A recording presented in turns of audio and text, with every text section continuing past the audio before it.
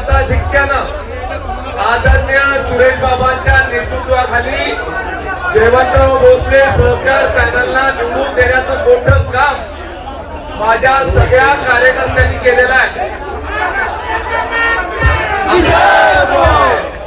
हा विजय 100% तुम्हाला सगळ्यांना अर्पण आहे।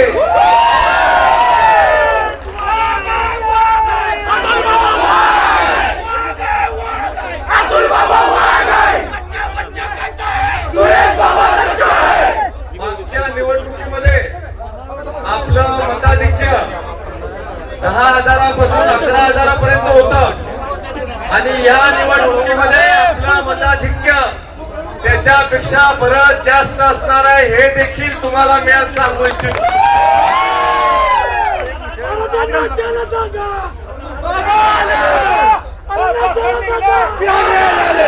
आपल्या वार्डमध्ये कृष्णा सहकारी साखर कारखान्याची स्थापना 71 वर्षापूर्वी केली।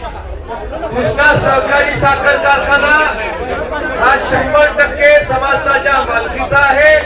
कृष्णा सहकारी साखर कारखाना हा तुमच्या वाडवडिलांनी केलेला आहे। कृष्णा सहकारी साखर कारखान्यावर अधिकार फक्त या मायबाप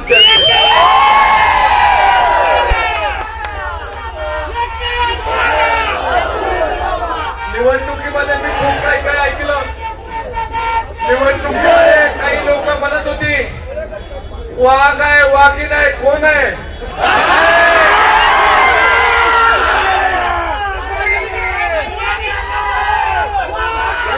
वाघाचं कातड हंतरून तुम्ही वाघू शकत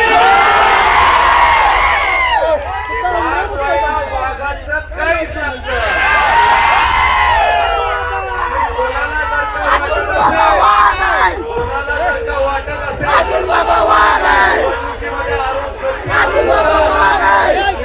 झाली की काही होत नाही। आज तुमच्या सगळ्यांच्या साक्षीनं सांगतो की जो भ्रष्टाचार कृष्णा कारखान्यामध्ये तुम्ही केलाय एक पैशाचा हिशोब काय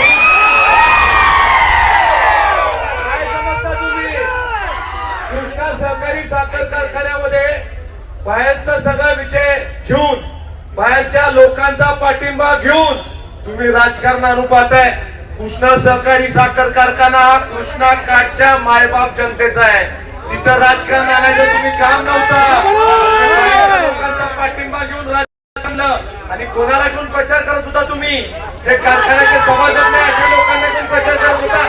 तुम्हाला कारखान्याच्या सभासदाला घेऊन तुम्हाला प्रचार करायला कोणी थांबवलं होतं? तो सभासद नाही, तो आमची माप काढतोय। ठीक आहे माझी काढली तर काही फिकीर नाही, आदरणीय सुरेश बाबांवर बोलावं, स्वर्गीय जयवंतराव बोलावं। आज मला तुम्ही सांगा स्वर्गीय जयवंतराव अप्पांवर बोलायची यांची पात्रता आहे का? काय केलं तुम्ही 5 वर्षामध्ये? आणि तुम्हाला काय वाटलं कृष्णा कारखान्याच्या कार्यक्षेत्रातली जनता या जनतेला काही कळत नाही असं वाटत होतं का तुम्हाला?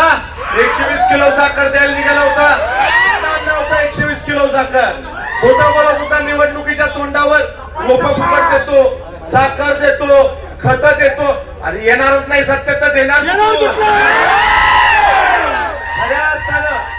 खऱ्या अर्थानं या आजच्या विजयी सभेच्या निमित्तानं मी स्वर्गीय जयवंतराव अप्पांच्या विचाराला स्मरून, स्वर्गीय यशवंतराव मोहिते भाऊंच्या विचाराला स्मरून आदरणीय सुरेश बाबांच्या नेतृत्वाखाली एकच घोषणा करू इच्छितो की येणाऱ्या काळामध्ये माझं तन मन धन माझ्या तरुण पिढीसाठी माझ्या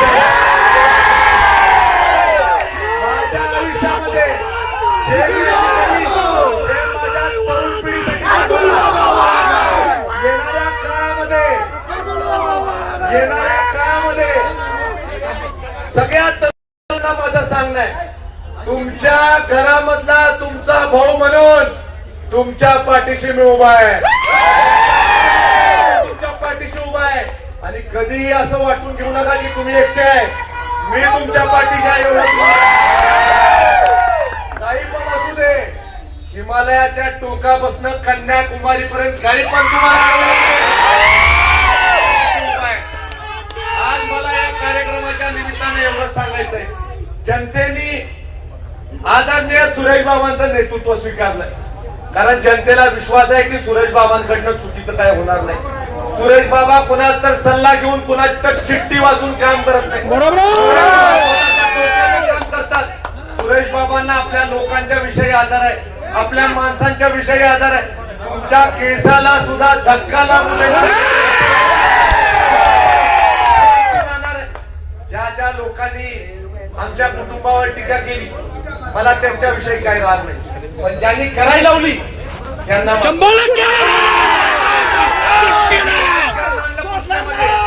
माफी नाही. कशाला तुम्ही अट्टास केला? किती मतं पडली तुम्हाला? काय झाली तुमची परिस्थिती? मोठ्या मोठ्या वल्गना करत होतो. तुम्हाला काय वाटलं की लोकांना भावनिक करायचं, लोकांची दिशाभूल करायची? तुम्हाला एक सांगू इच्छितो मी, ऐका, महत्वाचं सांगतो, महत्वाचं ऐकून घ्या. विधानसभेची निवडणूक झाली, काय म्हटले?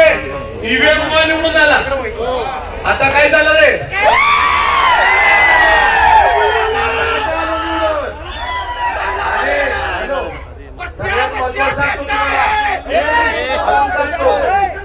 रात्री 2:30 वाजतापासून 5 वाजेपर्यंत कोण तिथं पूजा करत बसलं होतं याची नावं पण तुम्हाला झालं का? पूजा करून काय पडलं? त्यामुळं माझं तुम्हाला एकच सांगाय, येणारा काय हा आपला काय, येणारा काय हा तुमचा आणि माझा काय. आणि या कृष्णा परिवाराचे मालक फक्त माझी मायबाप जनता एवढं या कार्यक्रमाच्या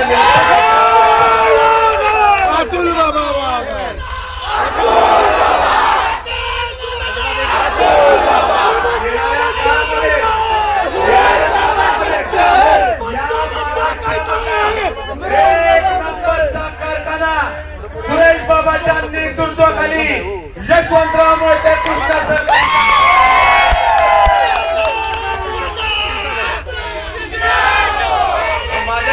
फक्त छत्रपती शिवाजी महाराजांची घोषणा सगळ्यांनी जोरात द्यायची. ज्या छत्रपती शिवाजी महाराजांचा पुतळा सुद्धा तुम्हाला उभा करता आला नाही. त्या छत्रपती शिवाजी महाराजांना आपण आराध्य दैवत मानतो. ज्या छत्रपती शिवाजी महाराजांचा मोठाच्या मोठा भव्य दिव्य पुतळा आपले नेते आदरणीय देवेंद्रजी फडणवीस साहेबांच्या आणि सुरेश बाबांच्या हस्ते आपण मागच्या काळात उभा केला. त्यांच्या नावाचा जयघोष आपण करूया. छत्रपती शिवाजी महाराज के